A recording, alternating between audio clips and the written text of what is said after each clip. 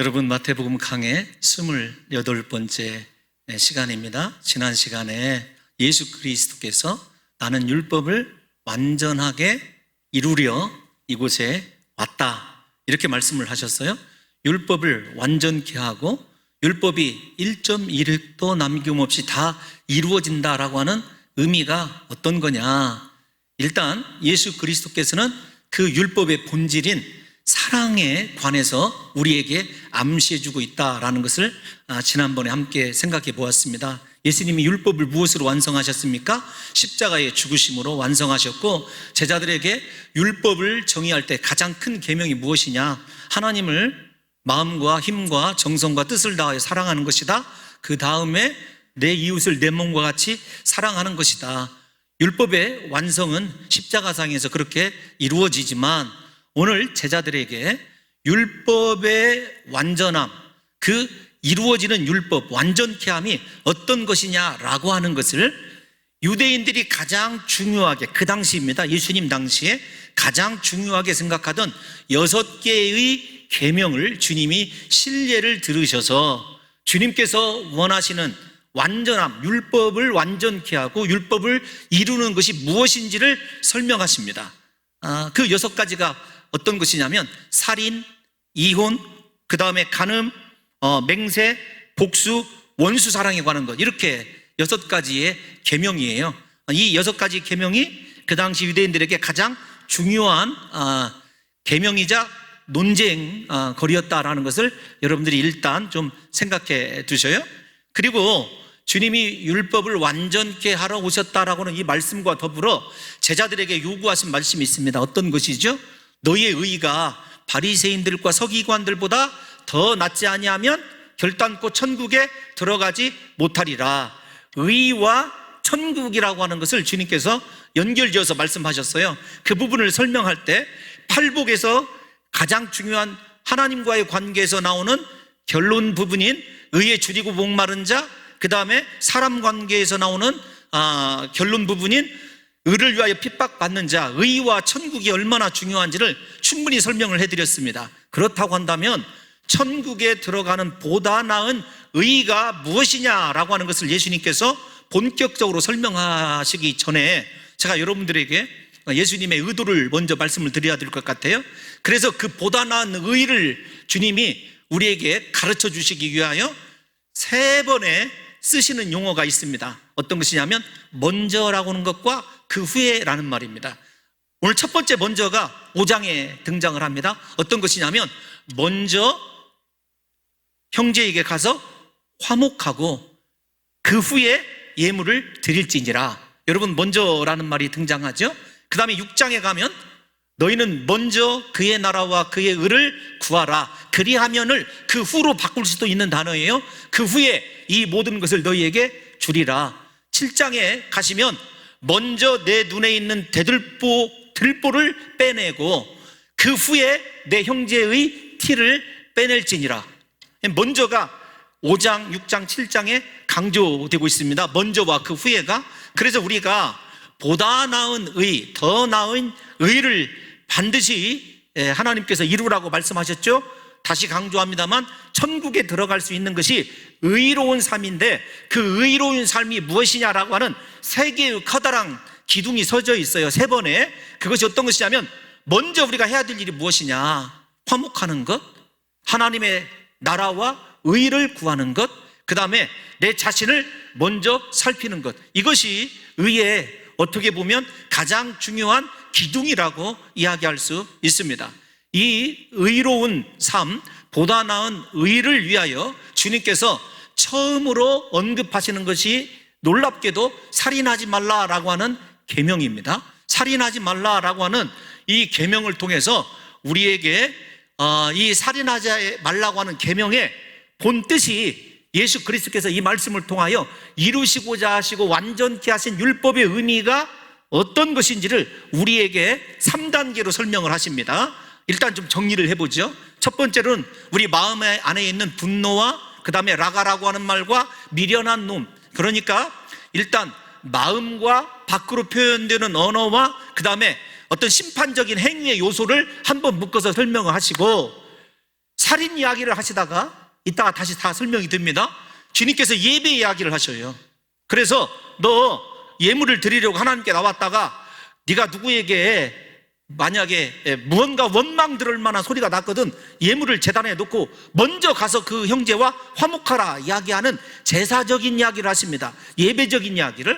그 다음에 한 번 더 25절에서 26절에 보면 그 이야기, 살인하지 말라는 이야기를 예배의 관념으로 설명을 해주시고, 마지막에는 재판의 개념으로 이 살인하지 말라고 하는 개념이 얼마나 우리에게 중요한지를 주님이 연거푸 3단 논법으로 설명하고 있어요. 오늘이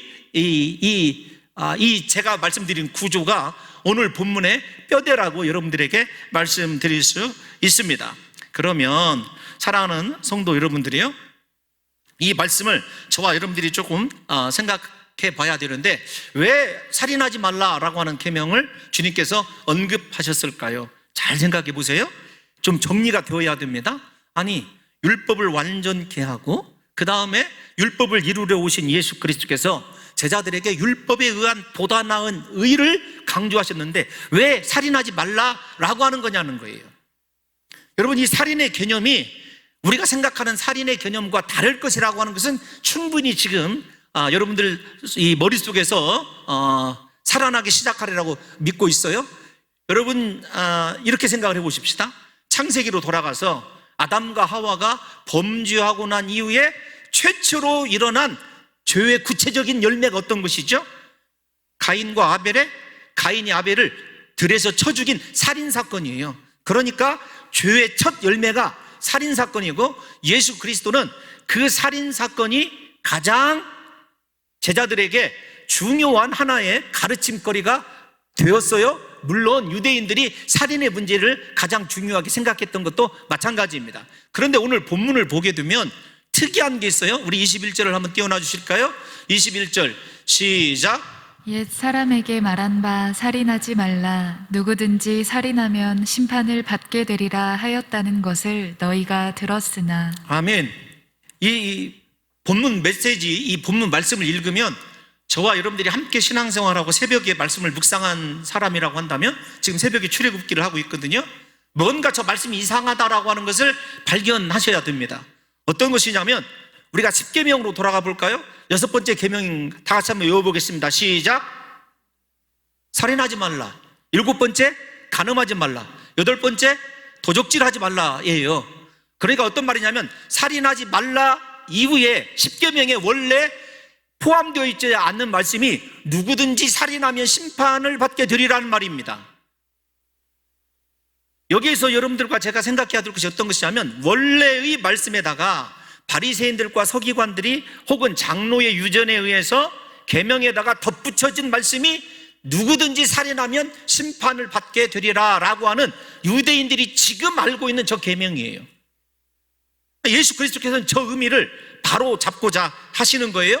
최초의 인간의 죄의 열매가 살인이고, 유대인들에게서 지금 가장 문제가 되는 이 살인의 의미를 주님께서 왜 바로잡기를 원하시는지를 저와 여러분들이 조금씩 생각해 보려고 합니다. 먼저 여러분, 살인이 얼마나 무서운 죄인지를 일단 정의를 해봐야 돼요. 그리고 설교가 끝나는 내내 진행되는 동안에 살인에 대해서 우리 사랑하는 성도 여러분들과 제가 고민을 하게 될 겁니다. 우리 창세기 9장 6절 한번 읽어보겠습니다. 시작. 다른 사람의 피를 흘리면 그 사람의 피도 흘릴 것이니 이는 하나님이 자기 형상대로 사람을 지으셨음이니라. 아멘. 여러분, 가인과 그 다음에 람에게 죄에 이어지는 창세기의 흐름이 어떤 거냐면, 살인은 하나님의 형상을 파괴하는 거다, 이런 뜻입니다. 그러니까 살인죄가 단순히 다른 사람의 목숨을 해하는 정도가 아니라 하나님의 창조의 근본 원리를 파괴하는 죄이기 때문에 가장 무서운 죄로 일단 취급이 되고 있는 것은 맞아요. 예수님에게도 그 다음에 바리새인들에게도 유대인들에게도 맞다는 것입니다. 그런데 왜 유대인들이 말씀을 덧붙였을까요? 누구든지 살인하면 심판을 받게 되리라. 왜 이 말을 덧붙였겠는가 하는 것입니다. 여러분, 이 말을 덧붙여짐으로 살인하지 말라는 말이 강화되었을 것으로 생각을 합니다. 기대를 해요. 인간적인 기대죠. 그런데 중요한 건 어떤 것이냐면, 저 21절을 다시 띄워놔 주세요. 살인을, 즉 행위적인 살인만 하지 않으면 심판은 면하게 된다라는 뜻이에요. 근데 주님은 저 말씀에 대해서 이제 율법을 완성하는 차원에서 새로운 시각의 말씀을 예수 그리스도의 제자들에게 들려주시는 거죠. 이런 겁니다. 저 율법을 듣는 사람은 실제 그의 마음이 어떠하든지 살인만 하지 않으면 나는 율법을 완전히 지킨 자다, 의로운 자다, 그 뜻이에요. 그런데 주님은 그것이 진짜 의의가 아니라는 거예요. 네가 정말로 보다 나은 의를 이루기 위해서는 저 말씀이 가지고 있는 원래 살인하지 말라고 하는 저 말씀의 동기를 생각해야 된다, 태도를 생각해야 된다라는 것을 우리에게 가르쳐 주는데, 중요한 건 살인의 행위에 문제가 있는 것이 아니라 주님은 상대방에 대한, 즉 이웃에 대한, 형제에 대한 내 마음의 태도가 어떠한지, 내 언어가 어떠한지에서부터 살인이 같이 적용되고 있다는 것을 저와 여러분들이 함께 생각해 보게 될 거예요. 사랑하는 성도 여러분들이요, 이제 의에 대한 주님의 관점의 이 해석을 한번 살펴봐야 될 터인데요, 본문 22절을 한번 읽어보겠습니다. 22절 시작. 나는 너희에게 이르노니 형제에게 노하는 자마다 심판을 받게 되고 형제를 대하여 라가라 하는 자는 공회에 잡혀가게 되고 미련한 놈이라 하는 자는 지옥불에 들어가게 되리라. 아멘. 여러분, 일단 바로 좀 설명을 해드리면 이런 겁니다. 어떤 거냐면, 예수님은 실제 살인을 하는 행위뿐만 아니라 형제에 대해서 분노하였다, 심판을 받는다는 말이 어떤 말이냐면, 저 심판이라고 하는 헬라어가 살인을 한 사람에게 똑같이 사형 심판을 내리다, 그 뜻이에요. 분노했는데 이미 살인한 죄와 더불어 동일한 죄의 심판을 받게 되는 거예요.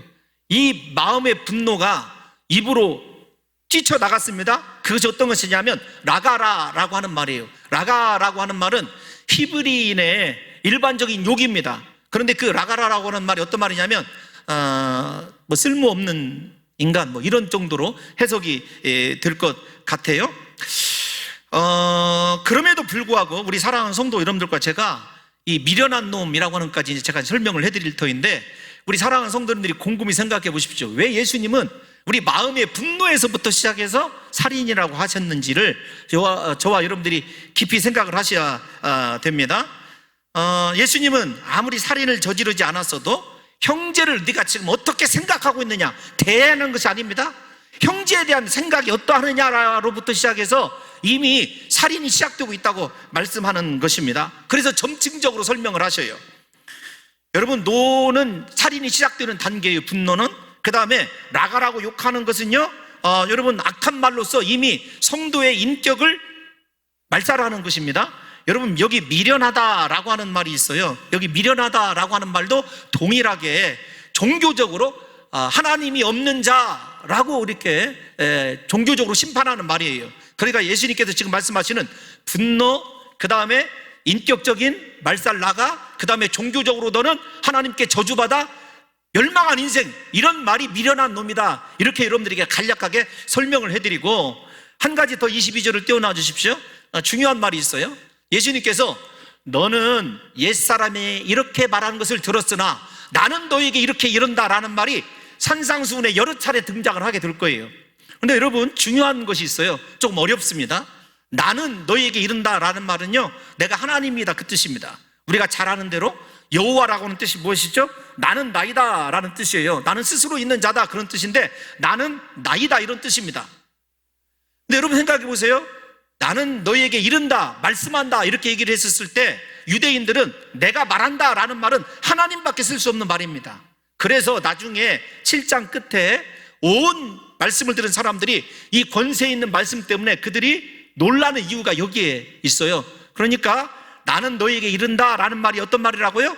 내가 율법의 주인이다, 율법을 준 자이고 내가 곧 말씀이다 라고 하는 예수 그리스도의 신적인 선언이에요. 이 말을 이렇게만 그냥 이해를 하셨으면 좋겠어요. 그러니까 어떤 말이에요? 내가 너희에게 이르노니 라고 하는 말이 얼마나 무지막지하게 무서운 말이라고 하는 것을 우리 사랑하는 성도 여러분들이 저 말을 읽을 때마다 유대인들에게 이 말은 내가 하나님으로서 말한다 라고 하는 동일한 의미로 이해하시는 것이 좋을 듯 싶습니다. 이런 관점에서 점층적으로 먼저 형제에게 노한다라고 하는 말을 생각해 보면 형제는 아델포스라고 하는 단어예요. 어떤 것이냐면 초대교회 성도들은 모두 다 자기 자신들을 부를 때 형제라고 생각을 했어요.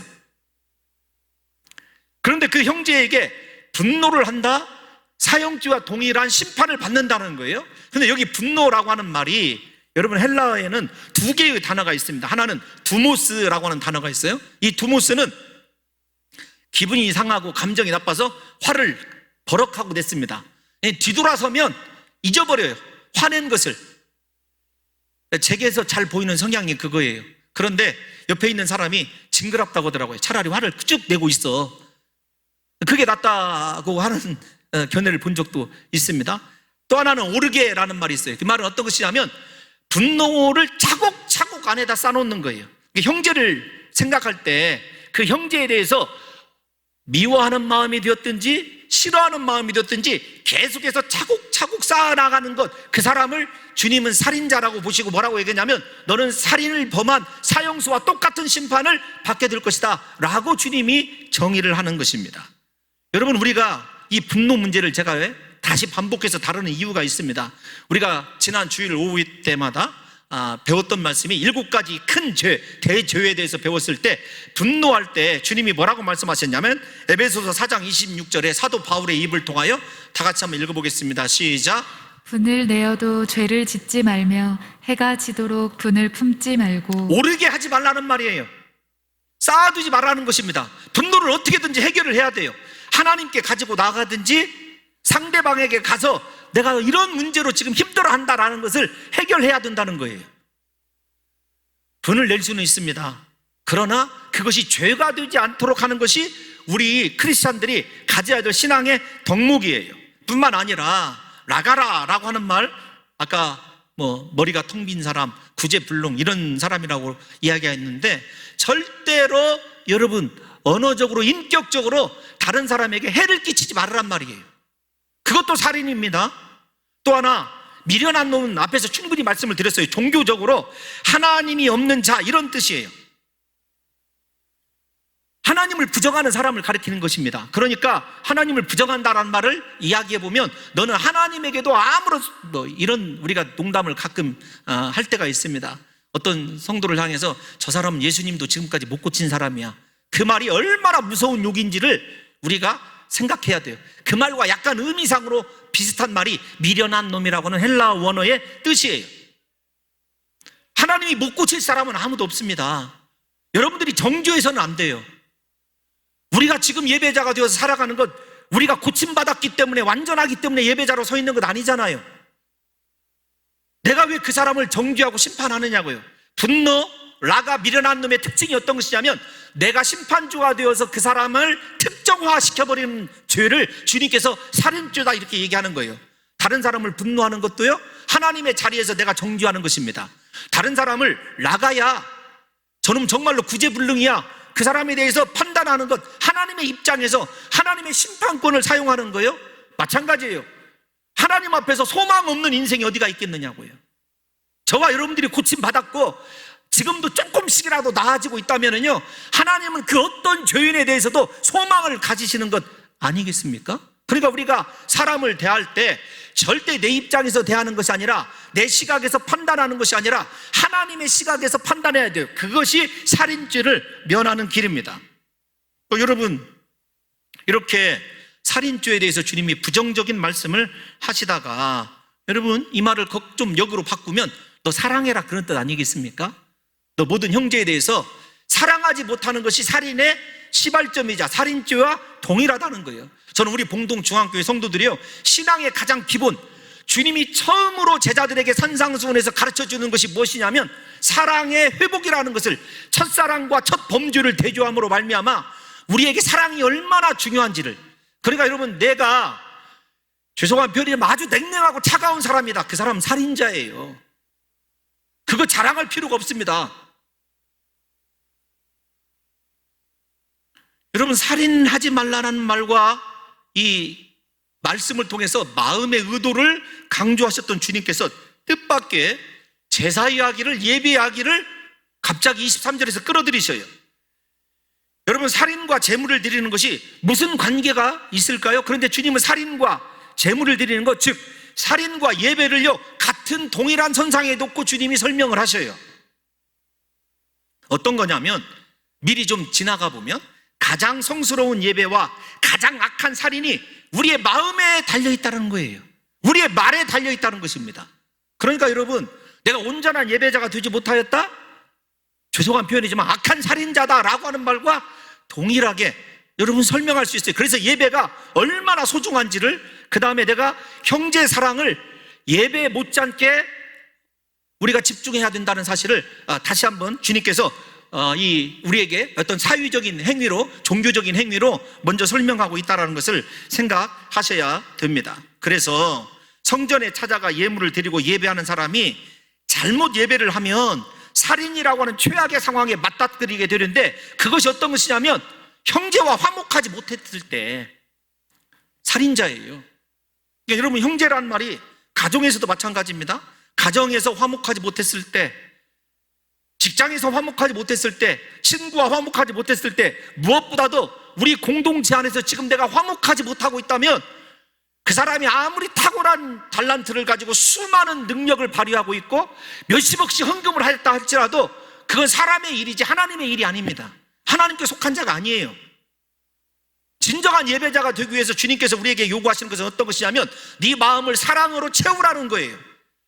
형제와 화목해야 된다는 것을 주님이 가르쳐주고 있는 것입니다. 그러므로 사랑하는 성도 여러분들이요, 예수님께서는 가장 거룩한 일을 하려는 사람의 마음의 의도를 살펴서, 그러니까 우리가 가장 거룩한 예배를 생각하고 하나님 앞에 드리기를 힘쓴다면 내가 사람 관계가 어떤지를 주님이 살펴보라고 말씀하시는 것입니다. 우리 23절 한번 먼저 읽어볼까요? 본문 23절 시작. 그러므로 예분을 제단에 드리려다가 거기서 내 형제에게 원망 들을 만한 일이 있는 것이 생각나거든. 여러분, 성경의 시작이 23절이 그러므로예요. 그러므로는 인과관계를 나타내는 말 아닙니까? 21절, 22절의 결론이 바로 이 말이다, 그 뜻이에요. 살인하지 말라, 분노하지 말라, 나가라 하지 말라, 미련한 놈이라 하지 말아라. 그러므로 이렇게 시작되는 거예요. 다시 말씀을 드리지만 여러분, 우리에게 예물을 제단에 드리려는 것만큼 중요한 순간이 어디가 있겠습니까? 하나님 만나는 순간 아니에요? 그런데 그럴 때 하나님께서 은혜를 주셔서 우리에게 그 예물과 예배가 온전한 예배가 되게 하시고자 우리에게 원망 들을 만한 일이 있는 것이 생각이 나요. 그러면 어떻게 해야 되느냐? 이거 오늘 아침에 저도 일부 때는 있는 마음 그대로 다 여러분들께 소개해 드렸습니다. 좀 마음이 괴로워요. 우리 부교육자들 생각할 때 정말 마음에 상처 준 것도 많이 있고, 제가 거꾸로도 얘기했어요. 나도 너희들 때문에 상처받은 거 많다. 온전한 이게 사과가 아니지 않습니까? 그리고 이렇게 공개적으로 얘기하는 것이 무슨 도움이 되겠습니까? 실제적으로 1대1로 찾아가서 다 얘기해야 되는 거지. 제가 오늘 이 새벽에 힘들었어요. 왜 힘들었냐면 일부 예배 때 조금 말씀을 드리면 화분이 이렇게 앞에 여기 놓여 있었어요. 근데 누가 해놓은지를 제가 잘 몰라요. 꽃도 누가 사놓은지를 모르고, 다만 강단에 올라올 때 하나님, 이 헌신자를 축복해 주옵소서, 이게 제 기도의 첫 시작이거든요. 무릎 꿇고 앉을 때. 여기 옆에 화분이 저것이 있으니까 이 꽃이 죽어 보이는 거예요. 꽃이 너무 아름다운데. 그래서 제가 이렇게 화분을 옮겨놓은 사람이 저예요. 이 몹쓸 담임 목사예요. 속으로 갑자기 집에 올라가서 생각을 하니까, 아니, 지가 담임 목사면 담임 목사지, 내가 여기다 이렇게 해놨는데, 해놓은 사람이 이거 작다고 뭐 무시하는 거야 등등, 이게 제 머릿속에서 온갖 것이 이제 왔다 갔다 하고 춤을 추기 시작하는 거예요. 그러니까 쉬었겠습니까? 이거 내가 내려가서 다시 갖다 놓을까? 이미 늦었는데. 이거 원망 듣겠다. 누구인지 모르지만 참 마음에 죄송하더라고요. 그냥 그분의 정성을 생각해서 놔뒀을 것을. 그리고 우리 부교육자들에게도 마찬가지이고, 제 아내에게도 마찬가지이고, 제 자식에게도 마찬가지입니다. 목회자로서 정말로 사과해야 될 것들이 너무 많더라고요. 제가 새가족 시간에는 말씀을 드리지만 제가 우리 자녀들에게 무릎을 꿇고 아비로서 용서를 구한 적이 여러 번 있습니다. 제 아내에게는 말할 것도 없고요. 인격적으로 부족한 목사임에도 불구하고 아내로서 옆에서 지켜볼 때 얼마나 정말로 속이 터질까? 이거 생각하면은요, 이게 제정신이 아닐 때가 많이 있어요. 그럼에도 불구하고 우리에게 누구가 되었든지 원망들을 일이 생각이라면 어떻게 되냐면 너 예배가 우선이 아니라는 거예요. 화목을 가서 실천하라는 거예요. 사죄하고 잘못을 빌으라는 것입니다. 그 대상이 나보다 밑에 있는 사람이든지 여러분 심지어 나의 자녀이든지 상관없이, 왜냐하면 내가 진정한 예배자가 되기 위하여 율법을 완성하는 삶, 보다 나은 의를 이루기 위하여 그렇게 하나님께서 먼저 우리에게 진정한 그리스도 예수의 모습을 닮은 삶의 실천을 무엇에서 요구하시냐면 관계에서 요구하고 있다는 사실을 저와 여러분들이 무겁게 내가 이르노니라는 말을 통해서 받아들여야 한다는 것입니다. 하나님께서 내 예배를 기다려 주신다는 거예요. 화목할 때까지. 저는 이 말이 참 은혜가 되더라고요. 아, 하나님이 예배를 미루시고서라도 화목하는 것을 기다려 주신다. 우리가 예배보다 중요한 것이 어디가 있겠습니까? 가인과 아벨을 생각해 보세요. 왜 살인죄가 시작되었죠? 예배가 잘못돼서 그런 것 아니에요. 예배가 왜 잘못되었죠? 가인과 그의 마음이 잘못되었기 때문이라는 걸 우리가 잘 알고 있습니다. 이론적으로는. 그런데 예배하는 우리의 지금 마음이 어떠냐고요? 누구에 대해서요? 사람에 대해서. 가장 가까운 아내, 가장 가까운 자녀, 가장 가까운 친구, 가장 가깝다고는 신앙의 동역자들에 대한 내 마음이 어떠냐고요? 그러면 지금까지 내 예배가 상달되었는지 상달되지 아니하였는지 우리가 분명하게 여러분 드러나는 것 아니겠습니까? 왜 형제에게 원망 들을 일을 생각나거든 이렇게 얘기하냐면, 형제가 나를 원망한다? 그 원망을요 라가와 미련한 놈으로 바꿔보세요. 내가 형제를 분노하게 하고 마음에 상처를 주어서 그 형제가 지금 나에 대하여 살인죄를 저지르고 있다라는 거예요. 그러므로 형제에게 가서 먼저 화목을 청하는 것만큼 중요한 것은 없어요. 여러분, 여기 먼저라고 하는 헬라어 단어는요 프로토스라고 하는 단어입니다. 그러니까 영어로 굳이 번역하면 우리가 잘 알고 있지 않습니까? first예요. 먼저라는 뜻인데 그것은 가장 우선적인 것, 그런 뜻입니다. 예를 들면 우리 성도 여러분들에게도 10분의 1, 11조를 얘기했을 때 그 11조가 10개 중에 하나, 그런 뜻이 아니라 가장 우선되고 중요한 것 한 가지라는 의미를 잊어서는 안 된다. 여러분들에게 제가 강의 때 말씀드린 내용입니다. 그러니까 우리 인생에 있어서 가장 우선적인 것이 무엇이냐? 죄송하지만 하나님을 사랑하는 사람, 하나님께 예배하기를 원하는 사람은요 사람을 사랑할 줄 알고 사람과의 관계에 성공한 사람이에요. 그래서 우리 교회에 필요한 사람은요, 하나님 앞에 제가 사람에 대한 욕심이 많으니까 기도 많이 하죠. 그런데 어떤 탁월한 능력자, 달란트가 있으신 분, 이런 분들도 필요하지만 우리에게 진실로 필요한 사람은요 사랑할 줄 아는 사람이에요. 덮어줄 줄 아는 사람입니다. 끌어안고 갈 수 있는 사람이에요. 그래서 어떤 사역을 감당할 때 참 개인적으로는 재능이 탁월한데 같이 동료들과 화목하지 못하는 성도를 발견할 때마다 목사가요 이 의자에다가 머리를 찧어가면서 기도를 해요. 하나님, 저 아까운 달란트 어떻게 합니까? 그래서 시간적인 의미의 첫째가 아니라 인생 우선순위의 첫 번째라는 사실을 분명하게 이해하셔야 된다는 것입니다. 사랑하는 성도 여러분들이요, 예배보다 화목이 우선입니다. 재물보다, 내가 드리는 헌금보다 화목이 우선이에요. 여러분, 기도하는 것보다 형제와 화평하는 것이 먼저입니다. 먼저 형제와 화해하고 화목하고 그 뒤에 온전한 마음으로 하나님께 예배 드리면 하나님이 그 예배를 기쁘시게 받으신다는 거예요. 이 사람이 살인자가 아니라는 뜻입니다. 이제 이 주님께서 마지막 단계로 재판의 사유적인 관계로 살인하지 말라의 의미를, 형제를 사랑하는 말을 옮겨가시죠. 이거 다 아는 것 아닙니까? 너를 고발한 사람을 길에서 만나거든 사과하라, 그 말이 어떤 것이냐면 너 용서를 빌라는 거예요. 잘했느냐 잘못했느냐 따지라는 것이 아닙니다. 그냥 무조건적으로 사과하라는 거예요. 그러면 네가 만약에 사과하지 않으면 재판관에게 넘겨질 것이고 재판관이 너를 옥리에게 내어주고 너를 감옥에 가두리라. 무슨 말입니까? 형제를 사랑하지 않는 결과가 세상적으로 판단하면 네가 반드시 감옥에 가는, 명예도 잃어버리고 자유도 잃어버린 상태가 된다는 거예요. 화목하지 못하는 것이 사랑하지 못하는 것이, 이웃과 화평하지 못하는 것이 이렇게 위험한 죄라는 것을 혹시 생각해 보신 적 있습니까? 살인죄다 이거. 여러분 오늘 다 털어버리셔야 돼요. 다른 사람과 관계에 실패한 것, 혹시 미워하고 혹시 특별히 더 사랑하는 사람에게 상처 준 거 있으면요, 내가 먼저 손 내밀어야 되는 것입니다. 여러분, 화목은요 단순한 그리스도인의 덕목이 아닙니다. 신앙생활의 가장 중요한 거예요. 첫 번째 열매예요.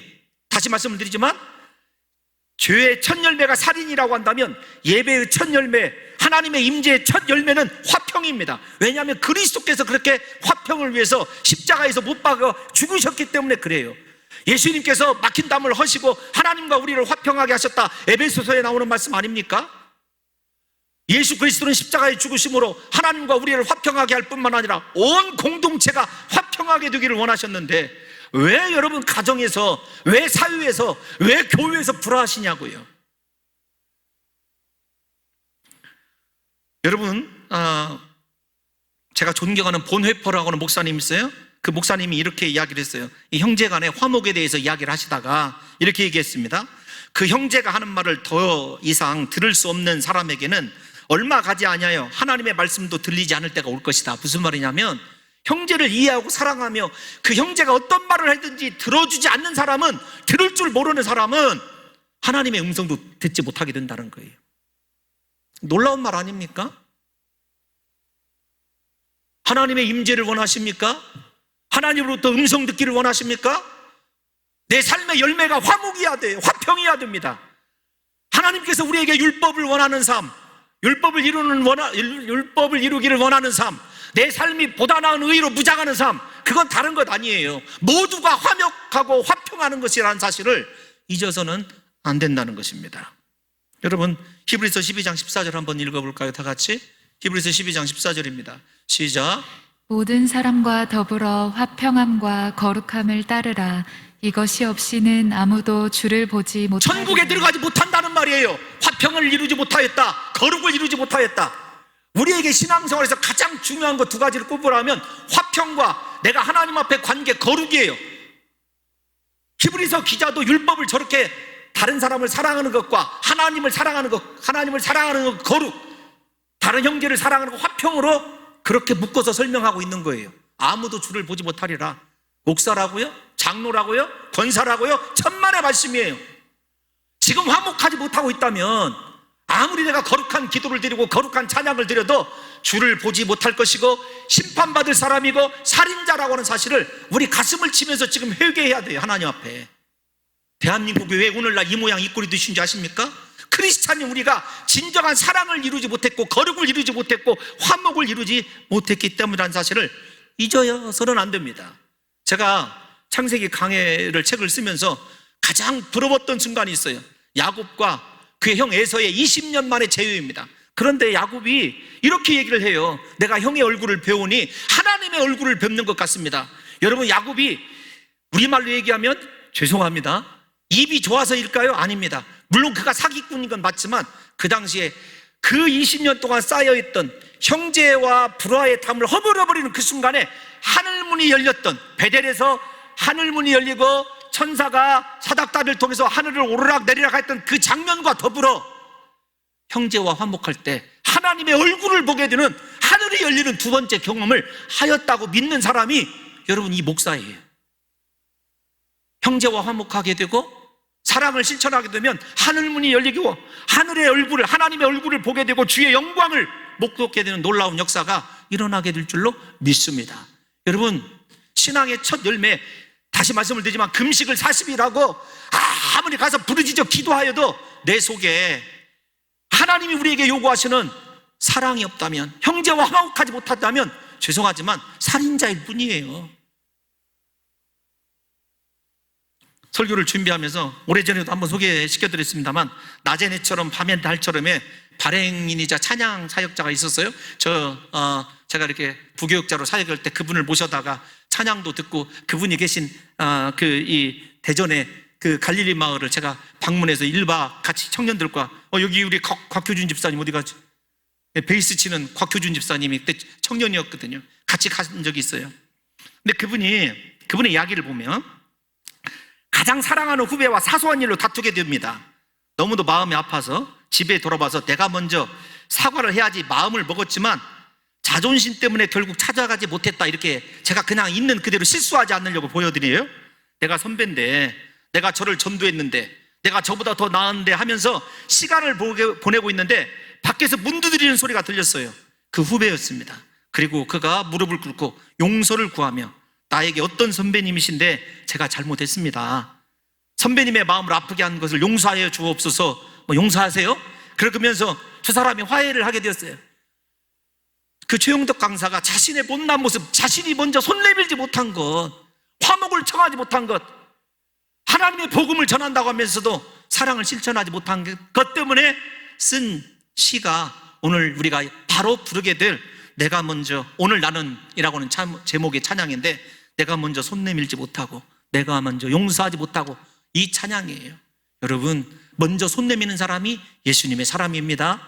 잘잘못을 따지지 마시고 사랑하는 성도 여러분들이요, 먼저 화목을 위하여 기도하시고 손 내미십시오. 그 사람이 거절하였다면 그건 거기까지 하나님께서 이제 처리하실 문제이고, 우리는 화목과 그리스도 예수께서 원하시는 화평의 열매를 맺는 것이, 즉 살인하지 말라라고 하는 말을 통해서 여러분 예물보다 우선해야 되는 것이 화목이고 화평임을 깨달으셔서 저와 여러분들에게 주님께서 제자로서 원하시는 첫 열매가 능력과 헌금과 스펙과 세상의 위대한 것이 아니라 그리스도 예수처럼 화목하게 하는 것이라는 사실을 깨달으셔서 부디 우리 봉동중앙교회 성도들만큼은 하나된 공동체, 사랑하는 공동체, 화평의 공동체를 주님 오시는 그날까지 이룰 수 있기를 예수님의 이름으로 축원합니다.